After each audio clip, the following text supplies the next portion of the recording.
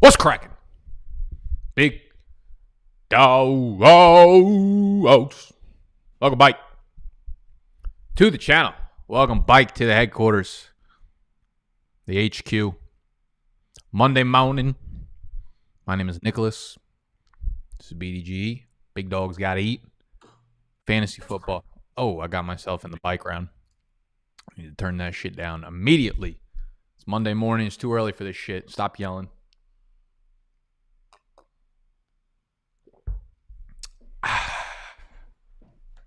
We're here talking waivers for Week 13. We're here talking waivers for Week 13. We're here recapping Week 12. A lot of injuries as always. All that shit. What's cracking, everybody? How we doing in the chat? Stop yelling. Never. What's good, Christian?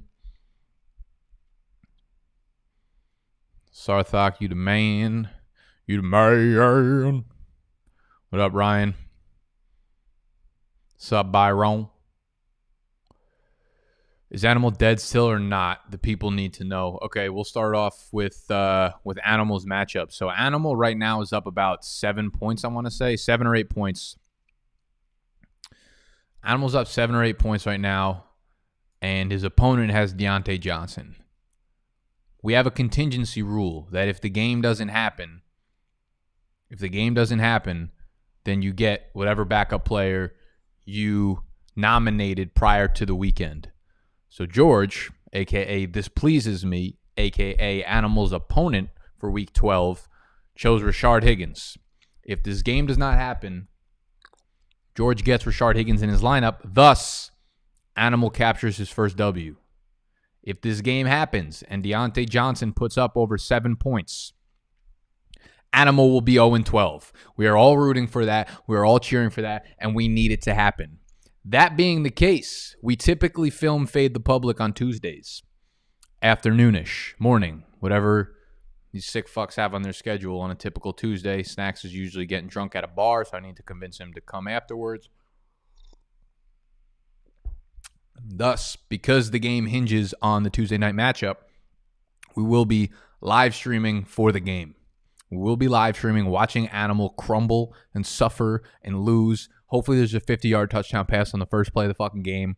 We're going to live stream, and then we're going to film the episode afterwards. So, tomorrow night, Tuesday night, Baltimore, Pittsburgh, HQ, live stream, be there, be square. Let's talk about some injuries. First up on the docket, Joshua Jacobs. Man, I got absolutely fucking crucified when I was talking about how I didn't love Jacobs coming into the NFL. Not because I didn't like his talent, or not because I didn't think he was efficient, or not for many fucking reasons that y'all wanted to bully me for.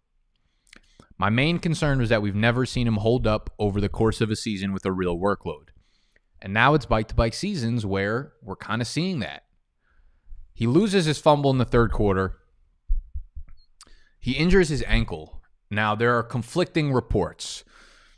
It wasn't serious. It is serious. This is from the PFF, Pro Football Focus Injury Doc.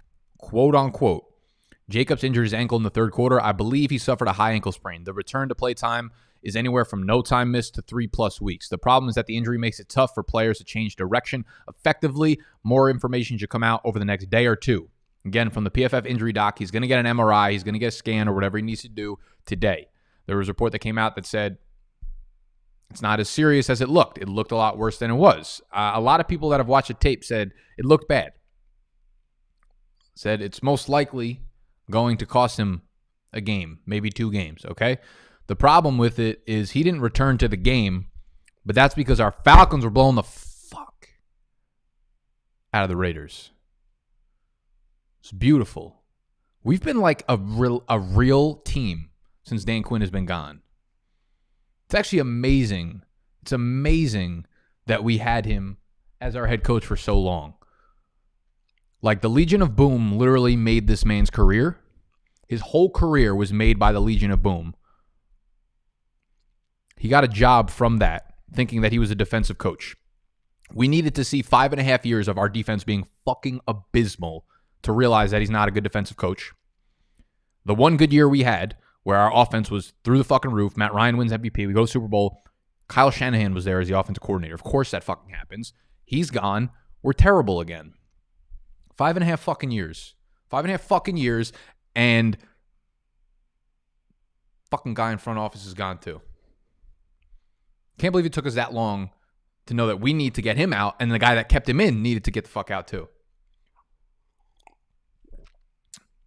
Sorry, that's my weekly Falcons inner hatred coming out on camera. So we blew the Raiders out. Thus, there was no reason to obviously have Josh Jacobs in the game, even if he was healthy enough to go. Devontae Booker finished the game.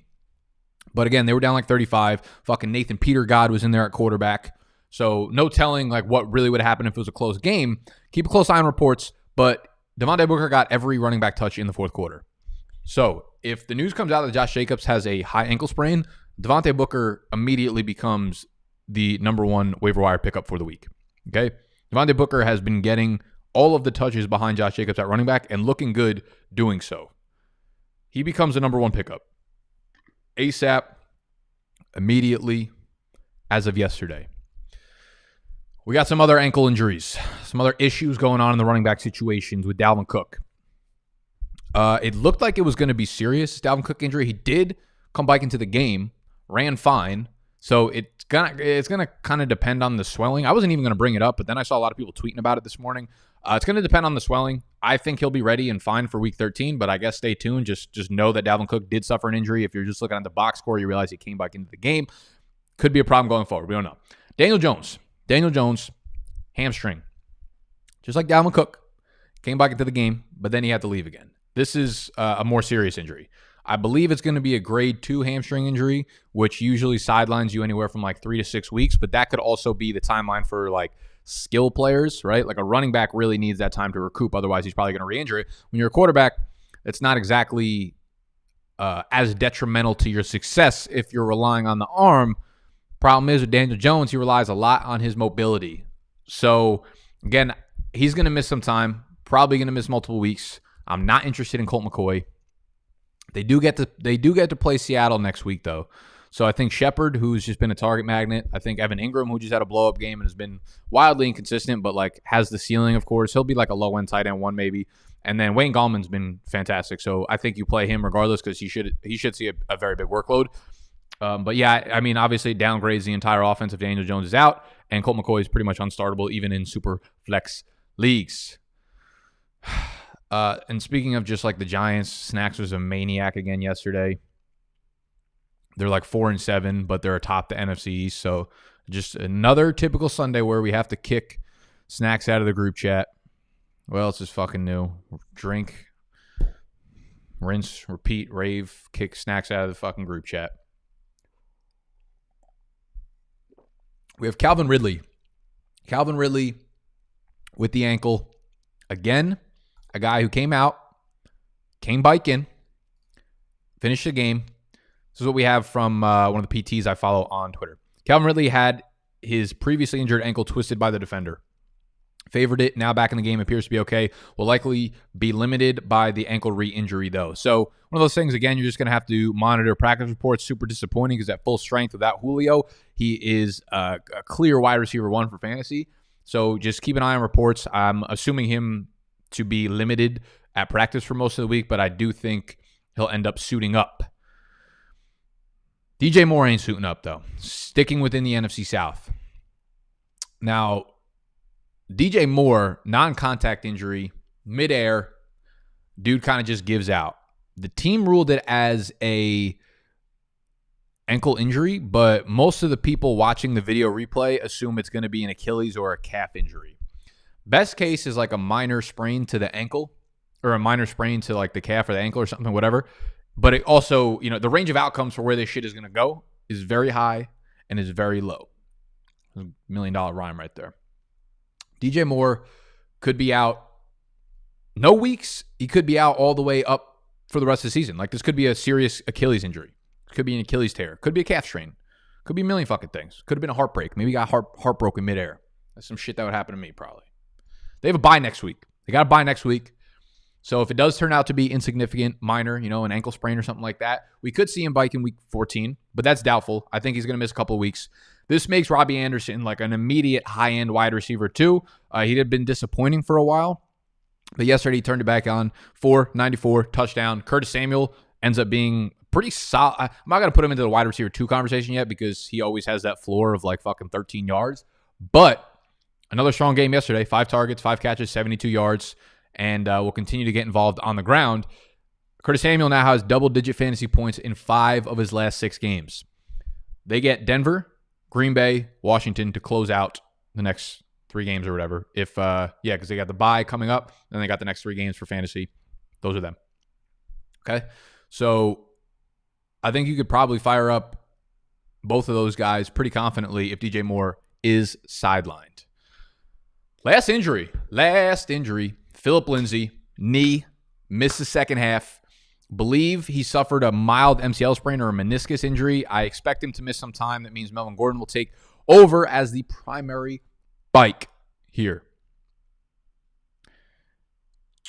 Not intriguing. I know he had the big game last week, but like 5 of the last 6 games have been terrible. Who does Denver play over the coming weeks? Let's take a look. Bear with me. Speaking of Bears, they are fucking terrible, and the NFL needs to stop putting them on primetime. What are you doing on my screen right now? I think that was Aaron Boone. I don't know, a fucking video of Aaron Boone just popped up on my computer screen. You just never know. You should never know what's going to happen on a Monday fucking morning. What was I doing in here? What did I go to check? I got to turn my fucking brain on. Just looking at, the Broncos schedule. Hey, Nicholas. What a fucking shit show of a game. Taysom Hill versus whatever the quarterback's name for the Broncos were. So they got the Chiefs. They get the Panthers. They get the Bills. I don't hate Melvin Gordon against the Chiefs. I would probably look at him as like a low-end running back too. In terms of rest of season rankings, I'll do that video for tomorrow. So I promise it will be out Tuesday rather than Wednesday or Thursday, whenever the fuck I did it last week. Rest of season rankings will be updated. Tomorrow's video, we'll go over them, biggest risers, biggest fallers. If you just want the rest of season rankings, which probably will be updated by tonight or after Monday Night Football, you can get them on Patreon, patreon.com/BDGE. I'm going to put my cute little animation I made for Patreon because I worked very hard on this.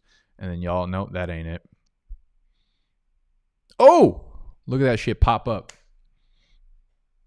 Oh. There's a whole bunch of shit you get for signing up for Patreon. Patreon.com/BDGE. All right. So we've got the injuries out of the way. Let's do titty or committee. Titty or committee, where we look at some committees around the NFL. Is there one player sucking on a titty, or is everybody sitting in a committee? That's how when you make a subject line for something and you need to put a description for it. Like if I was giving you the creme brulee of what this section is, that's what that is. All right. That's how we're looking at things. Atlanta. So we don't know Gurley's status, but it's very much up in the air for week 13. The knee, I don't know what's going on with it, but it's almost as if we knew he came into the year with some kind of knee injury, something like that. Could miss week 13. Yesterday, and I was very cautious about telling people to start Brian Hill yesterday. At the beginning of the live stream first live stream I did on a Sunday in fucking 82 years. I started off talking about how Brian Hill is like my running back 26, 27. Very hesitant to start him unless I was desperate, and yesterday was the reason why. One, we just know he's not very good. He's just not a very good running back, okay? Try to force him into being a good running back, but he just ain't it. He just doesn't have it. He goes 13 for 55 on the ground. Didn't have a catch. Ito Smith, 12 for 65 and a touchdown on the ground. 5 targets, 4 catches, only 10 yards. But more productive, better fantasy day, looked better. But this is, listen, they play the Saints next week. It's a clear committee. There is no suckling of the titty. I'm not playing any running back against New Orleans next week. No one in the Atlanta backfield. I don't care if Gurley's back. I don't care if Brian Hill is the guy. I don't care if Ito Smith is the guy. There ain't no fucking way I'm playing somebody unless they take Julio, they activate him, and then they put him in at running back. I'll roll Julio out there, roll him up like a blunt, and put him right into my lineup. Otherwise, no. No Atlanta running backs next week, people. Cincinnati. Now, this is not a backfield committee or titty situation. I want to look at the wide receiver group because we will have Brandon Allen and or Ryan Finley at the quarterback position for the remainder of the season with Joe Burrow out. Higgins, Boyd, AJ Green out of the picture. Terrible game. I don't expect anything from him.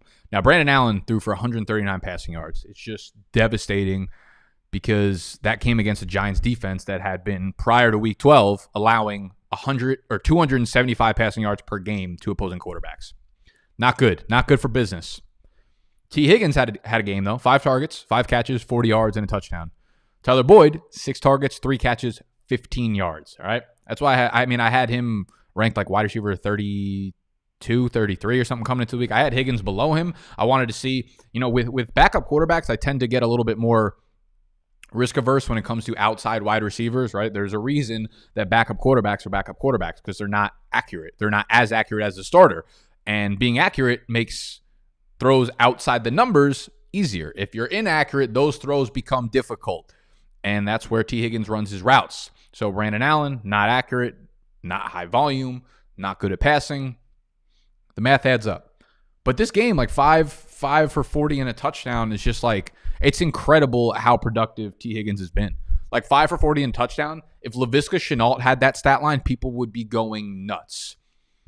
But this is like a floor. Like no one's even going to mention T. Higgins. Like, shitty game, 5 for 40 and a touchdown. Like that's how good T. Higgins has been. It's ugly though. It's hard to start either of them with confidence.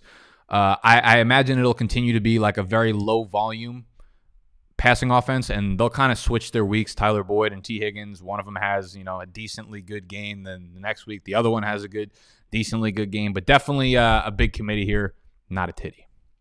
New Orleans. This is where shit gets tricky, man.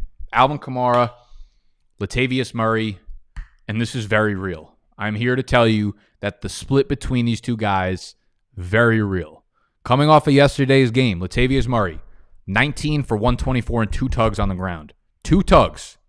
My man shot his shot.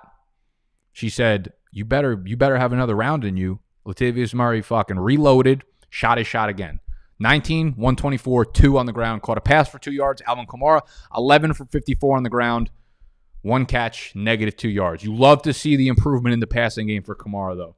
0 catches last week, a big one this week for -2 yards. Could have been a product of the game script for the discrepancy to be this big in terms of touches, right? 20 touches compared to 12, Murray to Kamara. But we now have a 2.5 game sample size without Drew Brees. We have a 2.5 game sample size without Drew Brees. The touch count in those 2.5 games, the half that he didn't play and then the previous 2 games, 41-34 in favor of Latavius Murray. In just the 2 Taysom games, it's 34-25 in favor of Murray. Simply put, like Taysom Hill is not throwing the ball enough, right? I'm gonna throw this tweet up on the screen. Make sure you're following me on Twitter if you are not already, because I be tweeting out this kind of ignorant shit every Monday morning. Okay. In the 2.5 game sample size without Brees, Latavius Murray has out-touched Kamara 41-34. Taysom's thrown the ball 39 times over the last 2 weeks. In that span, there's been 16 instances of quarterbacks that have thrown the ball 39 times in a single game. So Taysom Hill, 39 times over the last 2 weeks. 16 quarterbacks have hit 39 or more pass attempts in a single game over the last 2 weeks. The running back target rate in New Orleans during that span is 12.8%. So 12.8% of those 39 throws have gone to the running back. And again, they're getting split between Latavius and Alvin Kamara. The NFL average is 19%.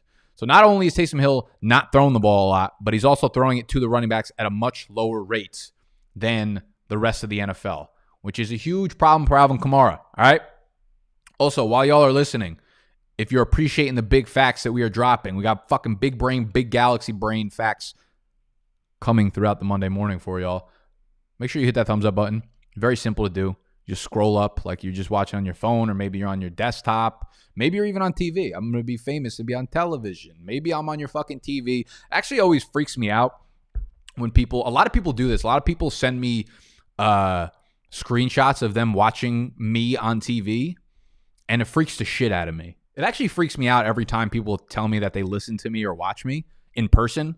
Like if someone's like texting me like, oh, I'm watching your video right now. I'm always like, fuck. I don't know why. It's a really big mind fuck to me.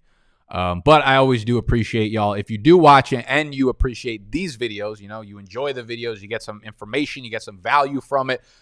The best thing to do for creators, like we take a lot of time to do this shit. It takes a lot of research, it takes a lot of effort, it takes a lot of energy, it takes a lot of fucking money. These pieces of stupid ass equipment. Thumbs up is a beautiful thing to do for any creator. I immediately, anytime I watch a video on YouTube, mine excluded, I always hit a thumb up just to show appreciation. It's like game see game, real recognize real. You know what I'm saying? So concern for Kamara.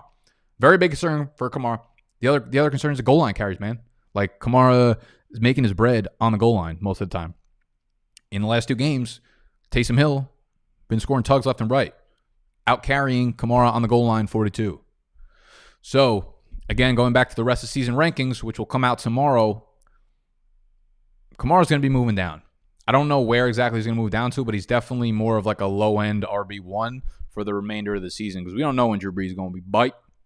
And if they keep winning with Taysom Hill, there's no reason to replace Hill with Jameis Winston. If Jameis Winston comes under center, yeah, we're going to like Kamara a lot more. But that ain't going to be the case right now, okay?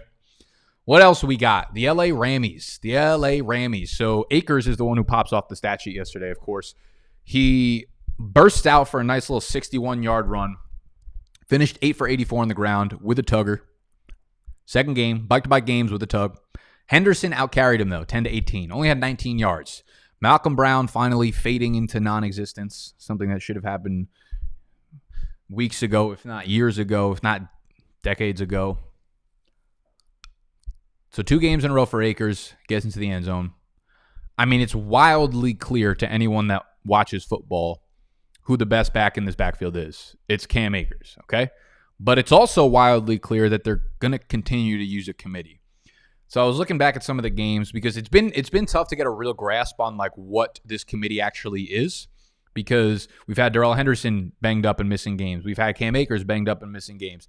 So I was trying to find the games in which all 3 of those guys were active and not like nursing an injury or not like a decoy or whatever. So I found a sample size of 5 games. The touch splits have gone Henderson 55, Cam Akers 44, Malcolm Brown 36. It's a very, very clear committee where it's like 35 to 40% of the touches for Henderson, 25 to 30% of the touches for Akers, and then like 20 to 25% of the touches for Malcolm Brown. The bigger problem too is that like with Kamara and the Taysom Hill thing, no one catches passes in this backfield. Like a big game for a running back in that backfield would be to catch 3 passes. Yesterday, they didn't have a single running back make a catch. So, like, yes, it's nice to see Akers pop off the screen, but to be honest with you, that makes me feel way, way better about him in Dynasty than it does in season long. The end of the season is rapidly approaching here, people. In order for you to have Cam Akers in your lineup, like you need to have way more confidence in him than you do now. Like 8 touches ain't going to get it done for me. Expecting a 61-yard pop-off run ain't going to get it done. Yes, those big plays do lead to more playtime, but Sean McVay, he's going to keep doing his thing, man. And this is really, really a running back by committee. We'll see if, they talk about throughout the week, we're going to keep getting Cam Akers more and more and more and more and more and more and more involved. But we've also been down that road before too, where they said that, and then he gets fucking like 1 snap. So my confidence level in this to not be a committee going forward, I don't know how I just termed that. So I don't know whether or not to say yes or no. My confidence level in this not being a committee is very low. It's going to be a committee. Okay? Now, for the moment that nobody's been waiting for, that nobody cares about, except for me. I've been waiting my whole life for this. Where are you? Where is the audio? Oh, yeah, we out here. Welcome back, welcome back, welcome back. Welcome back.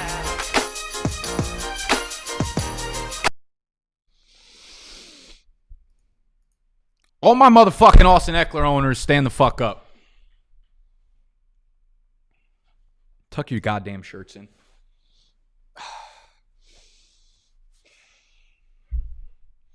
Austin Eckler is officially bike.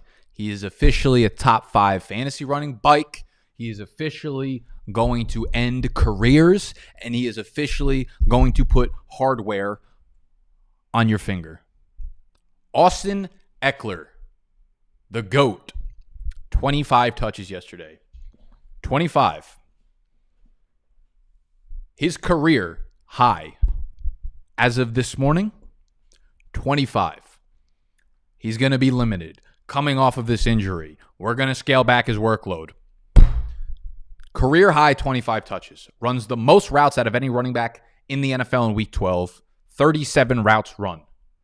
God damn. 11 catches on 16 targets. 85 yards through the air. 44 more on the ground. 14 carries. Oh, good Lord. Good Lord, Austin. I've been waiting for this moment. 2 targets inside the 10-yard line. Got tackled at the 1 on one of them. Had a couple carries within the 12-yard line. Getting involved down there. Could have been a monster game. Could have been even bigger. It was a monster game in any sort of PPR league, but should have been a bigger game. Could have got into the end zone. Big score games are coming. Huge games are coming out of Austin Eckler. He's going to win leagues this year.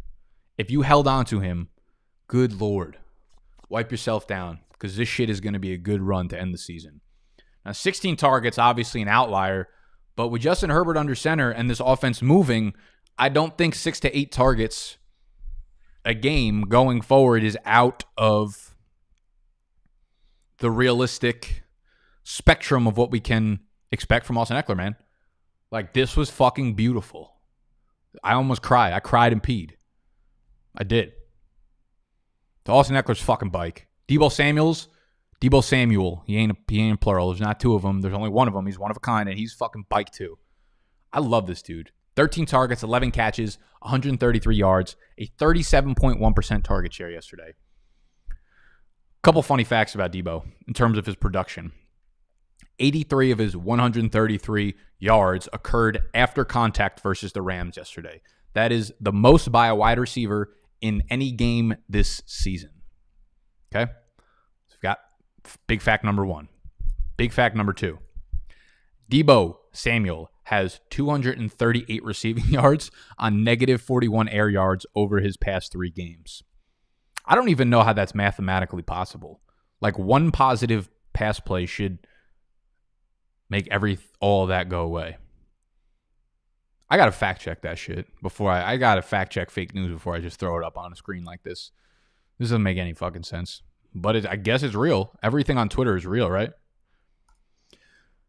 Y'all got used to seeing Brandon Ayuk have his little breakout rookie season, and we forgot how good Deebo Samuel is. I didn't forget. You forgot. You forgot, and it's fucking shame on you. Obviously, it doesn't hurt having Brandon Ayuk out. COVID, right? But Deebo is the alpha here, man. Deebo is the guy that they game plan around. Ayuk's a possession receiver on the outside, but Deebo Samuel is the receiver here. No George Kittle. Going forward, Deebo's going to be like a low-end wide receiver 2, high-end wide receiver 3 for me. We'll see how high he jumps up in the rankings tomorrow, the rest of the season wide receiver rankings tomorrow. But goddamn did he look good for coming back from a fucking long injury. They play next week on Monday Night Football, so it's very likely that Ayuk is back, but who knows? Who knows? This COVID thing, we don't got the answers. He might be out for longer. Now, if for some sadistic reason he is on your waiver wire,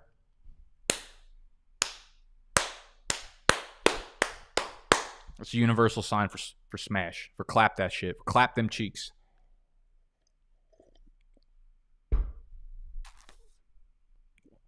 Okay? Easily the number 1 waiver wire wide receiver. I would, if all things equal, I would still take the running back in Devontae Booker over Deebo, but he's a damn good consolation prize. Sticking within that offense, same game, Raheem Mostert. Welcome fucking bike, Raheem Mostert. Welcome bike. Returns for the first time since week 6.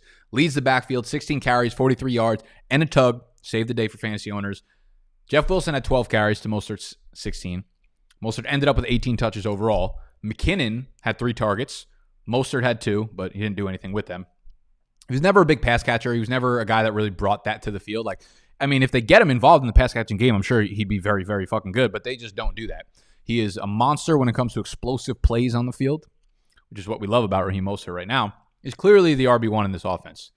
And it's clearly he's the most trusted running back there, and it gives that offense the most juice, something that they're sorely fucking lacking right now without Kittle, without Ayuk, without all these players.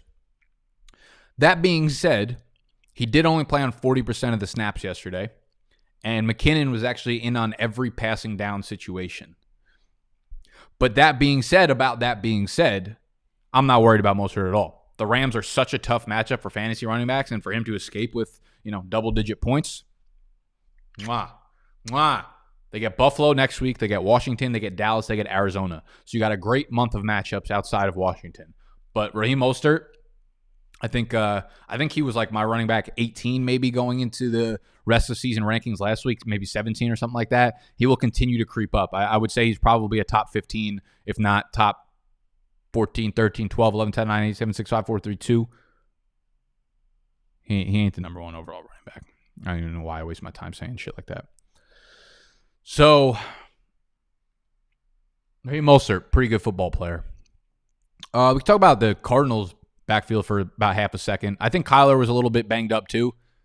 The shoulder probably hindered him. We've seen 2 games in a row now that have been underwhelming, statistically speaking. You know what's so funny? Like, anytime someone brings up the MVP conversation throughout the regular season, I'm not partaking in this. It is such a fucking waste of time because people on like Twitter, people everywhere, all they do is just have recency bias towards everything. Like Josh Allen was the MVP. Through the first 3-4 weeks of the season, Josh Allen was the MVP. From weeks 4 through 8, Russell Wilson was the clear MVP. From weeks 9, 10, 11, Kyler Murray was the MVP. And that whole time, none of those fuckers were the MVP. It was Patrick Mahomes the whole time. Okay? Y'all like to get cute and be like, oh, he's the blah, blah, blah, blah, blah, blah, blah. It's fucking annoying. Look at the whole picture of work. Use your fucking brain. The MVP award is simple. It's statistics times team success, okay? That's it. If a team's not going to sustain their success over a long period of the season, they're not going to be an MVP candidate, that quarterback or whatever fucking team it is. I can't wait for Aaron Rodgers is going to be in the conversation. Then the Packers play one bad game, and everyone's like, I knew the Packers were a fraud. Aaron Rodgers had no business of being in the MVP conversation. Like, shut your mouth and just give the fucking award to Patrick Mahomes already, all right? Cardinals backfield, though. Kenyon Drake, 22 carries, 4 targets. Chase Edmonds, 6 carries, 5 targets. We skipped them in the tittier committee, but this is big-time titty. This is big time. Kenyon Drake sucking all the titties out here. Getting all the milk. Bones be hella strong, okay? Let's keep moving down. Some other waiver wire things to talk about. There's some other notes to talk about here. I want to first off say I'm petitioning to rename Derrick Henry to double-digit Derrick. DDD, triple Ds, double-digit Derrick, because this motherfucker is unstoppable. I've been saying this for like a month now. He's unstoppable if the week number is a double-digit week. Week 10 and beyond, there's nothing you can do. Defenses are worn down. They're tired. It's like seeing him in the third and fourth quarter of games. It's the third and fourth quarter of the season. Like yesterday, when the Colts are down 20 points, you're just like, it's the fourth quarter. Derrick Henry's coming at me. Like, fuck this. Here you go, sir. They'd be opening up lanes like that. I would do the same fucking thing. It ain't even a business decision. It's a life decision. Double-digit Derrick is what we're calling him now on. Bands is unstoppable in the months of November and December. It's every fucking year. Every year and every week in those months. The Miami bike field is an absolute mess. But DeAndre Washington, I just want to get this on your radars. It might be completely useless by the time next week rolls around. He led the running backs in snaps, in carries, in targets, in touches, and all of that shit. Myles Gaskin did not end up getting on the field, so we'll see what happens there. Salvin Ahmed was obviously ruled out, but it wasn't Breda. It wasn't Patrick Laird. It was DeAndre Washington, who was signed a couple of weeks ago, but he did pretty well. He saw 5 targets in the game. Keep a really close eye on how they treat Myles Gaskin this week, and obviously Ahmed, but I think he might be worth stashing depending on the status of those two guys. And then we got Gabriel Davis. Gabriel Davis, when John Brown is out and John Brown's on the IR, Gabriel Davis has been running nearly 100% of the snaps for this Buffalo Bills team. He's had 3 games this year where he has ran 65% of the snaps or more for the Bills. Those 3 games resulted in 4 for 81, 1 for 11, and 3 for 79 and a touchdown. That last one was yesterday's game. So obviously wildly inconsistent. He's a rookie. He's a later round pick. Like, I don't expect him to be a T. Higgins or anything like that. But I think he's worth a look now that John Brown is on the IR. They do get San Fran next week. They get Pittsburgh. They get Denver. So pretty tough slate of matchups. But like Pittsburgh, Denver are not really tough in the passing game. San Fran with Richard Sherman back will probably be all over Stephon Diggs. Could mean a little bit more Gabriel Davis action. Could mean a little bit Cole Beasley action. But I think he's one, certainly get excited about Gabriel Davis if you are in Dynasty. But if you're in a deeper league, I think Gabriel Davis is worth an ad with John Brown on Zavia. Devontae Parker. Devontae fucking Parker. He is going to be a fucking beast. He's going to be similar to like what he was last year in like a semi-league winning capacity with Ryan Fitzpatrick under center. So there's a good chance Tua misses multiple weeks. And I said this on the stream yesterday, and I showed y'all, wow, why the fuck did this? TikTok's so funny, bro. Like, we don't post on it that often, but over the last couple of days, I've been posting on it way more often. And I just put up a stupid-ass lawnmower or Manscaped lawnmower video this morning, and it's up to like 1,500 views for some reason. But yesterday, on TikTok, we talked about Devontae Parker. I said once Ryan Fitzpatrick was in at quarterback, he became my highest riser up my rankings. Devontae Parker did, and he blows the fuck up. 14 targets, 8 catches, 119 yards. So make sure you're following us on TikTok because I will put those videos on there, but I probably won't put them elsewhere because they're quick. They're like 15, 30 seconds long. I'm not going to post them on Twitter. I'm not going to post them on YouTube and shit like that. So follow us on TikTok. It's at BDGE 2_. That is the same handle that you're going to find all of our brands at. BDGE 2_. Twitter, Instagram, TikTok, at BDGE 2_. Devontae Parker, beast. Hit 119 receiving yards yesterday. All other Miami wide receivers combined for 60. Okay? Parker is going to continue to get like a 35% target share. That's an elite number, and I don't expect that to drop off anytime soon. So, Devontae Parker, GOAT. GOAT. GOAT. Speaking of that lawnmower video, Manscaped.com. Manscaped.com. Manscaped.com. Okay? They're pushing this. They're pushing this through the holiday season. Okay? We're actually in a battle. We're in a battle right now. We're in a battle right now with all the other fantasy football podcasts and videos and channels and et cetera, et cetera, et cetera. They're like, I don't really think the Big Dog's audience is that good. I don't think they give a fuck about Nick. I don't think they give a fuck about his content. They're not going to support you. We're going to put you up against every other fantasy football channel. Go sell our shit for 1 week and see how you do. Thus, we're in Manscaped week right now. Well, we were last week, but we're doing it again this week. Fuck it. We're going to run a bike. Manscaped.com is a phenomenal holiday gift. If you need to get a gift for your son, this is perfect because it's useful. It's not only practical, but it's funny. You want to get gifts that are personal, that are funny, that just work. And this is it. Manscaped.com. When you use the promo code BDGE, you can get the lawnmower. You get it in a nice little pack. It's got ball toner. It's got ball shaver. You make your balls look nice. Not only look nice, they smell nice. They feel nice. It's got the whole fucking caboot. Okay? Manscaped.com. Use the promo code BDGE when you check out. You're getting 20% off your fucking order, the whole thing. You're getting free shipping as well. Okay? It's beautiful. I love the lawnmower. Doesn't cut you in the shower. You could use it in the shower. It's waterproof. Go over to manscaped.com. Use the promo code BDGE. I love y'all. Let's talk about Rashad Perryman and Denzel Mims. They both had 8 targets yesterday. Perryman goes 4 for 79. Mims goes 4 for 67. Both of them have quietly been really good over the last month of the season. Mims now has 8 targets in 3 straight games. This offense literally has 5 plays in their playbook. It's 3-yard run by Frank Gore. It's a cross to Jamison Crowder for like 8 yards. It's a bomb to Perryman. It's a bomb to Mims, and it's punt. They have 5 plays. That's it. I was looking back at the average because I actually I was like, all they do is just chuck the ball downfield. I actually feel like those are the only 5 plays they have. So I want to look at the average depth of target. Like on the average pass that one of those 2 guys gets, how far is it down the field? So I looked at the wide receivers so far this year, and among 92 wide receivers that have at least 30 targets, so there are 92 receivers with 30 targets or more on the year, Denzel Mims' average depth of target is 4th in the NFL. Rashad Perryman's is 8th. So both of them are just getting bombs down the field, like on most of their plays. Over the last month of the season, where they've both been active and healthy and on the field together, they are number 1 and number 2 in average depth of target, okay? It's literally all they're doing. They have no other options or choice in that offense. It's ridiculous. But it's great for fantasy because if you're just going to keep getting those high-value throws, both of them are playing really well too.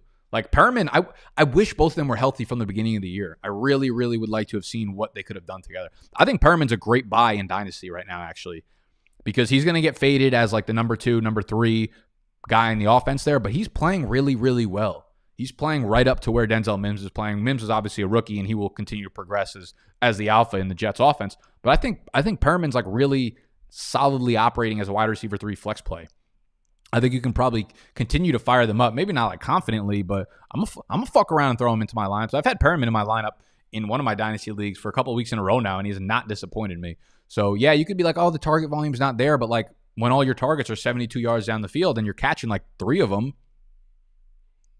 it fucking works. I don't care how we get it, as long as we get it. The ends justify the means, baby. So I'm talking about. What else we got in the chat, in the little chitter chat? I'm going to get one from my bro and his man. I appreciate that, Adam.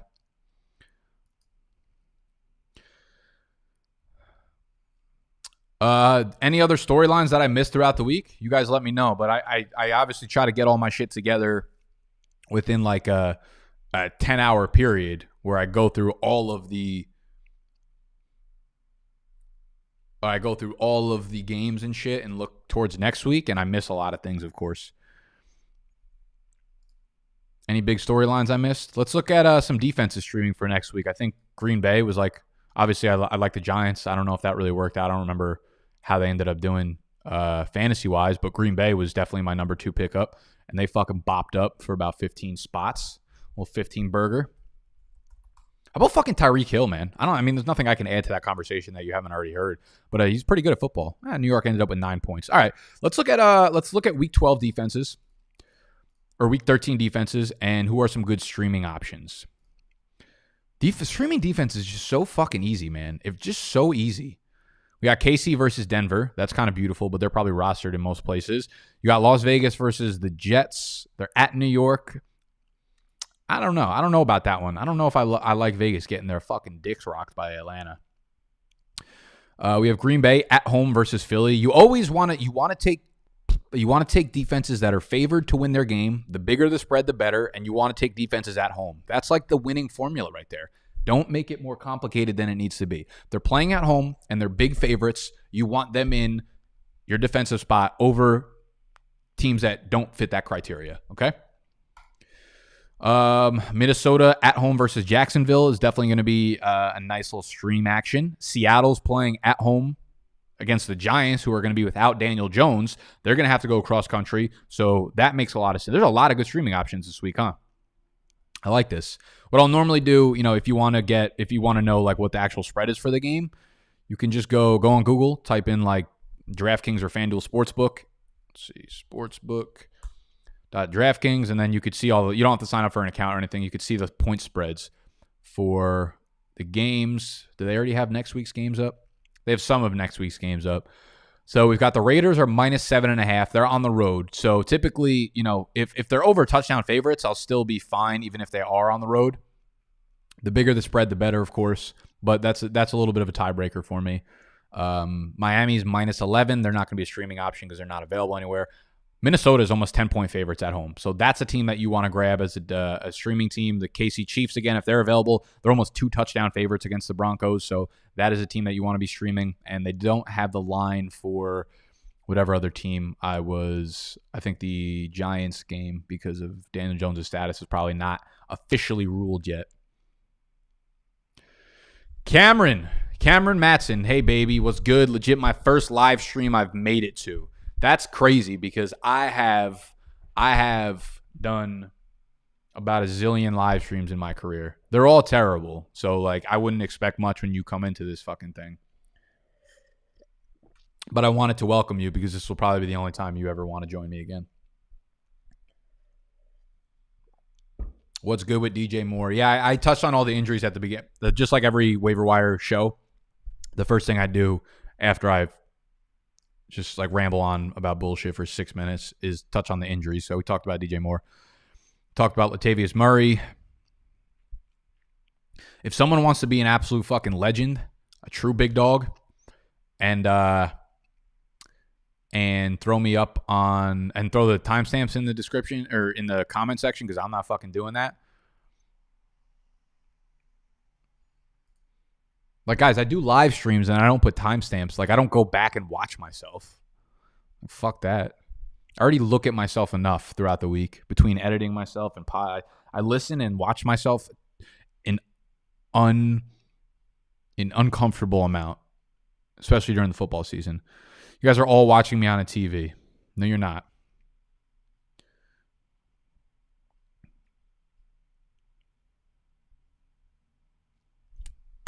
Oh, let's go some monkey knife fight games. There's actually some interesting ones I think I found. Let's X those out. Make sure you follow me on the socials. Make sure you text me nudes from your girlfriend. Not you, please. Let's bring you down here. Let's bring up monkey knife fight. I almost won that 35X one last night. I was real close. I think I hit all of them except for one. Yes, since there are 2 games this week, we got 2 plays. So there are no live events. We've got Seattle, Philly tonight. There's a few I was looking at. I can't remember what they were. More or less 3.5, I want to say. Receiving yards, touchdown dance. I actually like the touchdown dance this week. All you have to do is get 2. So typically when I show you guys the touchdown dance and it's like between all of the morning games or all the afternoon games, you have to hit 3 touchdowns. This one is only 2 touchdowns. And I think there are a few workhorses in here that make sense. So we have DK, we have Chris Carson, we have Miles Sanders. If you want to get cute and you want to go Tyler Lockett instead of Chris Carson and just monopolize that passing game, that's fine. This is where I would go. All you need is those 3 players to combine for 2 touchdowns. So DK, Miles, Chris Carson combine for 2 touchdowns. You're going 1.5x your monies. So if you throw down 20, you're going to win 30 back. We're going to win 30 bike. But you're actually going to win double that because if you play on Monkey Knife Fight and use the promo code BDGE when you deposit, they're giving you double whatever you throw down. So you throw down 20, you're going to get 40. You put 40 on this, you're going to win 60 instead of 30. And this looks pretty fucking juicy. But y'all can go on there and play around and see whatever games that y'all like on monkeyknifefight.com. They have tomorrow's game. They had tomorrow's game up. Maybe they pulled it because they're still waiting for new like COVID announcements or something. Nope, they got that bitch up there. And what I would do is I would bet heavy on everything Pittsburgh because the Ravens just don't have any players. They just like they're not even playing the Baltimore Ravens. I was gonna try to think of like a witty name for them. The Baltimore, the fraud Timor, the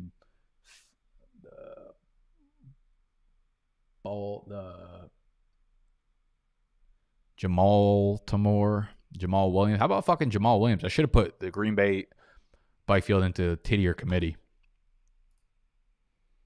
Aaron Jones owners got to be feeling the pressure a little bit right now. Yeah, fuck this whole shit. I got to get out of here. I'm sweating like a bitch. Why does everyone keep saying they're watching me on TV? This is fucking me up. You guys got to stop. You're making me blush. You're making me cry and pee and sweat at the same time. It's not easy to do that. It's easy to get me to do that, but it's not easy to do it. All right. I'm out here. Tomorrow night, Tuesday night game, Baltimore, Pittsburgh. If it happens, we are live streaming from the HQ. We'll be on YouTube whenever the kickoff starts. We'll be doing a bunch of stupid shit. It'll be fun, though. I promise. Manscaped.com, promo code BDGE. monkeyknifefight.com, promo code BDGE. Follow us on the socials if you want to cop an ugly Christmas sweater. It doesn't get uglier than Animals' fucking drafted team. BigDogsFantasy.com. You're not watching me on a Samsung smart fridge.